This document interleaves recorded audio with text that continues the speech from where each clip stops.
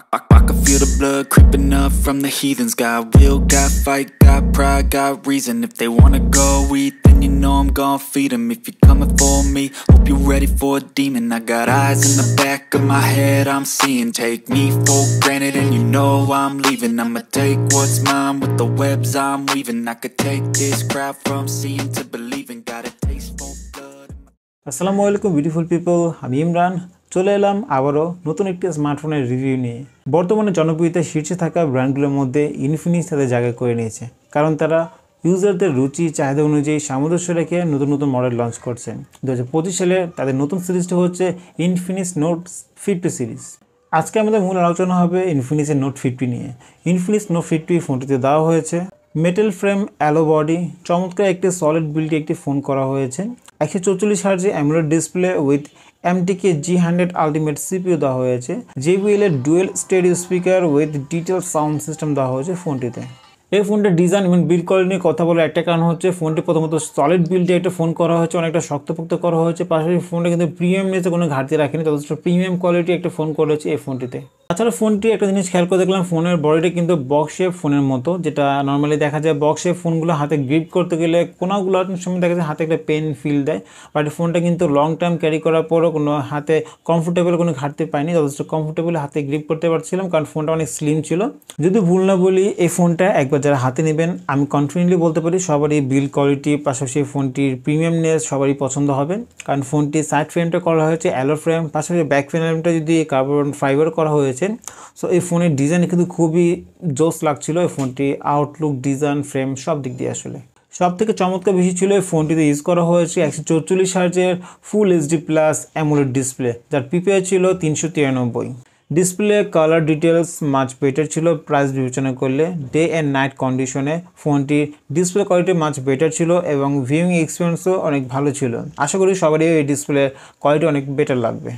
মূল কথা এটাই দ্বারা এখানে 28,000 টাকা প্রাইজে টাকা উসুল করার মতো ডিসপ্লে দেওয়া হচ্ছে ফোনটিতে। বাট একটা জিনিস মাথায় রাখতে হবে, এই প্রাইজে টেকনো ক্যামন 40 প্রো কিন্তু কার্ভ ডিসপ্লে প্যানেল দিচ্ছে। পাশাপাশি একটু যদি 2,000 টাকা বাড়ান 30,000 টাকা প্রাইস সেগমেন্ট কিন্তু আপনি Xiaomi Note 14 Pro পাচ্ছেন কার্ভ ডিসপ্লে। সো এই দিক দিয়ে বিবেচনা করলে 28,000 টাকায় ডিসপ্লে কিন্তু ফ্ল্যাট ডিসপ্লে পাচ্ছেন, যেখানে একটু টাকা ইনক্রিজ করলে কিন্তু সেম প্রাইসে কিন্তু টেকনো ক্যামন 40 প্রো এবং Xiaomi Note 14 প্রো যেটা সেটা কার্ভ ডিসপ্লে প্যানেল পাচ্ছেন আপনি।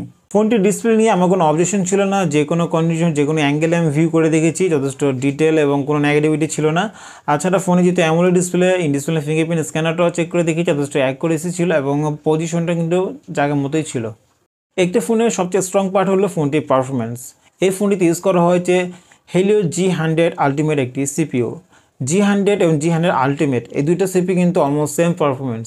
কোম্পানি আলটিমেট ওয়ার্ডটা ইউজ করেছে প্রসেসরকে একটু হাইপ ক্রিয়েট করার জন্য, কিছুটা মার্কেটিং স্ট্র্যাটেজি ফলো করার জন্য।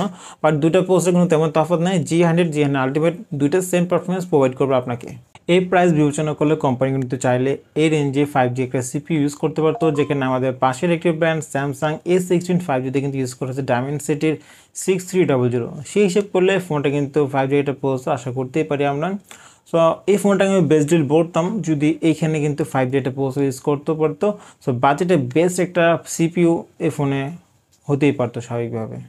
যারা মূলত একটু গেম খেলতে পছন্দ করেন তারা পুরো ম্যাক্স সেটিংয়ে গেম খেলতে না পারলেও একটু কাস্টমাইজ করে মিডিয়াম হাই করে গেম খেলতে পারবেন। এছাড়া আমি কিন্তু ফোনটিতে গেম খেলে দেখেছি, মোটামুটি ভালো একটা গেমিং এক্সপিরিয়েন্স পেয়েছি। এই প্রাইস বিবেচনা করলে অনেক ম্যাক্স একটা এক্সপিরিয়েন্স আশা করা যাবে না। সো পাশাপাশি এই ফোনটা দিয়ে আমি কল অফ ডিউটি মোবাইল, পাশাপাশি ফ্রি ফায়ার, PUBG প্লে করে দেখেছি, সুন্দরভাবে রান করছিল, তেমন কোনো সমস্যা পাইনি যেহেতু আমি একটু লো সেটিংয়ে গেমটা প্লে করেছিলাম।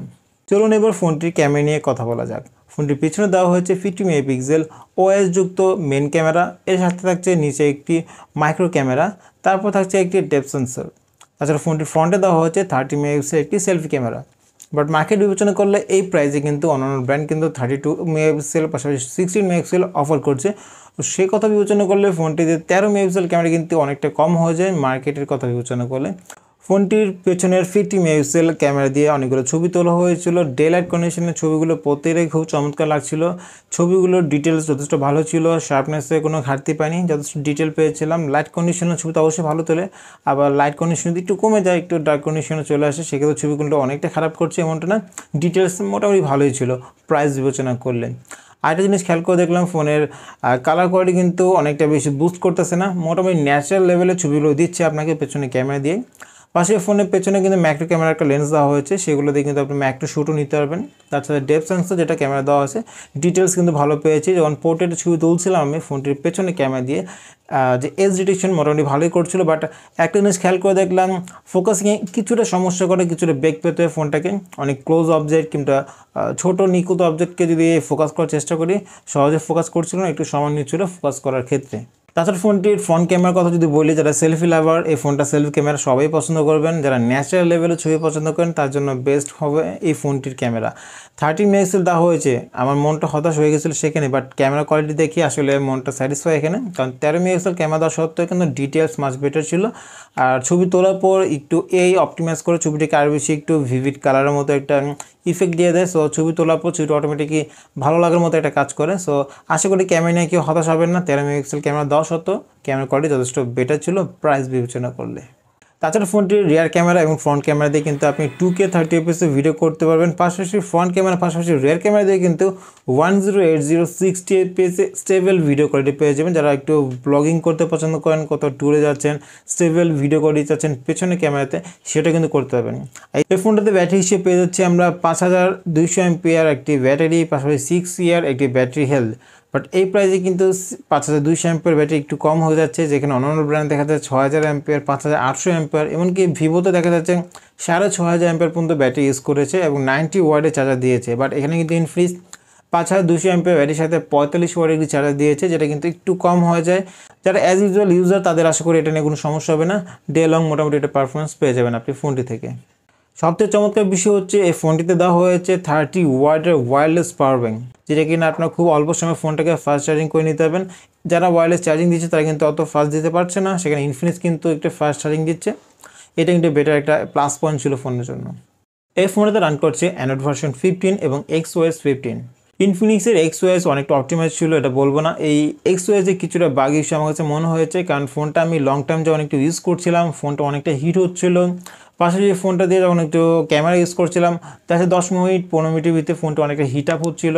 একটু আউটডোরে গেলে গরমে গেলে ফোনটা প্রচুর পরিমাণ গরম হচ্ছিল। এটা মনে করি একটা বাগ ইস্যু ফোনের, কোম্পানি এটা একটু অপটিমাইজ করা দরকার। এতটা ওভারহিটিং আশা করিনি। এর রেঞ্জে অন্যান্য ব্র্যান্ড আমি ইউজ করেছি, এতটাই ওভারহিট পাইনি, বাট এই ফোনটা ক্যামেরা পাশে ফোনটা একটু গেম ইউজ করলে অনেকটা হিট হচ্ছিলো। যারা মূলত ফোনটা দিয়ে গেম খেলবেন কিংবা লং টাইম একটু ভিডিও কিংবা ছবি করবেন, সেক্ষেত্রে আশা করি একটা ফোনের সাথে একটা কুলার ইউজ করবেন, যাতে ফোনটা ওভারহিট না হয়ে যায়।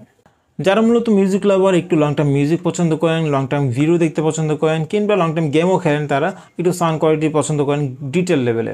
সো এই ফোনটাতে ইউজ করা হয়েছে JBL-এর sound system, dual stereo speaker পাচ্ছেন, দুদিকে পাচ্ছেন। এখন সময় হচ্ছে ফোনটির খারাপ এবং ভালো দিক দুটো নিয়ে আলোচনা করা। ফোনটির খারাপ দিক নিয়ে আগে আলোচনা করি।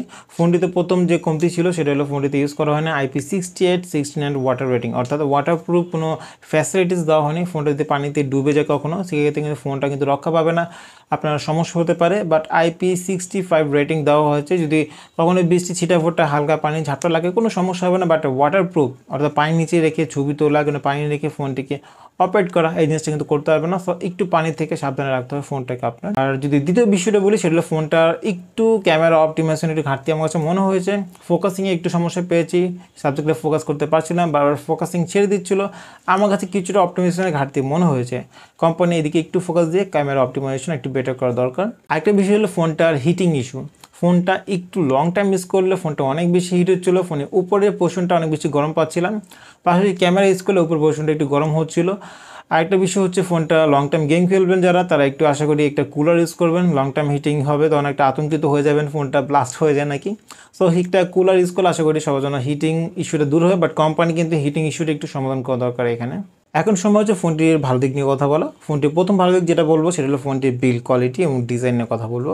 ফোনটির ডিজাইন এবং বিল্ড কোয়ালিটি যথেষ্ট প্রিমিয়াম করা হয়েছে। সাইড ফ্রেমটা করা হয়েছে অ্যালো, যার জন্য আপনার ফোনটা হাতে পড়ে গেলে সাইড ফ্রেম ভাঙার চান্স কম, একটু ডেন্ট কিংবা স্ক্র্যাচ পড়তে পারে, বাট অনেক সলিড হবে বিল্ড কোয়ালিটি করার জন্য ফোনটা আমার কাছে খুব শক্তপোক্ত লেগেছে। দ্বিতীয় যে বিষয়টা সেটা হচ্ছে ফোনটির CPU। ফোনটিতে ইউজ করা হয়েছে G100 আলটিমেট একটা CPU, যেটা কিনা আপনার ডে টু ডে ইউজে চমৎকার সাপোর্ট দেবে। আশা করি এই প্রাইসে আপাতত সব ব্র্যান্ড এরকমই CPU দিচ্ছে না, বাট সেটা করলে একটু আগিয়ে রাখবো ফোনটাকে। বাট 5G CPU কিন্তু এখানে আশা করতে পারতাম, বাট G100 আলটিমেট এই রেঞ্জে মোটামুটি ভালো একটা CPU আপনার ডেইলি কাজগুলো সুন্দরভাবে হ্যান্ডেল করতে পারবে। দ্বিতীয় যে বিষয়টা ছিল সেটা ফোনটাতে ইউজ করা হয়েছে 144 হার্জের একটা রিফ্রেশ রেট, যার জন্য ফোনটি অনেক বেশি স্মুথ মনে হচ্ছিল। যখন স্ক্রলিং করতেছিলাম চমৎকারভাবে স্ক্রলিং রেসপন্স করছিল, বাট অপারেট করার সময় স্ক্রলিং ভালোভাবে পাচ্ছিলাম, কিছু অ্যাপসে আপনার ফাস্ট স্ক্রলিং স্পিডটা পাচ্ছিলাম। ফোনটিতে সবচেয়ে যে ভালো দিক ছিল সেটা হলো ফোনটিতে ইউজ করা হয়েছে 30 ওয়াটের একটি ওয়্যারলেস পাওয়ার ব্যাংক, যেটা কিনা ফোনটা খুব দ্রুত চার্জ করে নেবে। আরেকটা জিনিস হচ্ছে ফোনে যেহেতু ইউজ করা হয়েছে 5200 এমপিয়ার একটি ব্যাটারি, সেই ঘাটতি পোষানোর জন্য 5000 এমপিয়ার একটি পাওয়ার ব্যাংক ফোনের সাথে অ্যাডজাস্ট করে দিয়েছে। তো 10200 এমপিয়ারের ব্যাটারি হয়ে যাচ্ছে। সো ব্যাটারি ঘাটতি এখানে আশা করি কমতি মনে হবে না আপনার কাছে। যদি ফোনটা সম্পর্কে আমার ওপিনিয়নের কথা বলি, ফোনটি আমার সব কিছুই ভালো লেগেছে, বাট দুটো জিনিস একটু কমতি লেগেছে, আমার কাছে পার্সোনালি ভালো লাগেনি। বাট এমনিতে ফোনটা সব দিক দিয়ে পারফেক্ট ছিল। প্রথম দিকটা হলো ফোনটির 5200 এমপিয়ার ব্যাটারি, যেটা আমার কাছে কমতি লেগেছে। দ্বিতীয়ত ফোনটা হিটিং ইস্যুটা আমার কাছে ভালো লাগেনি, আর বাকি সব কিছু পারফেক্ট ছিল ফোনটির। এই ছিল মূলত আজকে ইনফিনিক্স নোট 50-র একটি ফুল রিভিউ। আমি চেষ্টা করেছি ফোনটির ভালো দিক এবং খারাপ দিক পাশাপাশি রেখে ফোনটির আলোচনা করা। সবার কাছে কেমন লেগেছে সেটা অবশ্যই কমেন্টে জানিয়ে দেবেন। পাশাপাশি যদি ভিডিও দেখতে কোনো কোয়েশ্চেন থেকে থাকে সেটা কোয়েশ্চেনটা আপনি কমেন্টে লিখে দেবেন, আমি চেষ্টা করবো সবারই কোয়েশ্চেনে অ্যান্সার দেওয়ার জন্য। ভিডিও শেষ করার আগে সবার কাছে একটা রিকোয়েস্ট থাকবে, আমার চ্যানেলটিকে সাবস্ক্রাইব করে দিয়ে সাথে নোটিফিকেশন বেলটি অন করে দিবেন, যাতে করে পরবর্তী ভিডিও নোটিফিকেশন সর্বপ্রথম আপনার কাছে চলে আসে। দেখা হচ্ছে সবার সাথে পরবর্তী ভিডিওতে, ততক্ষণ পর্যন্ত সবাই ভালো থাকবেন। আমি Imran from world of tech lovers.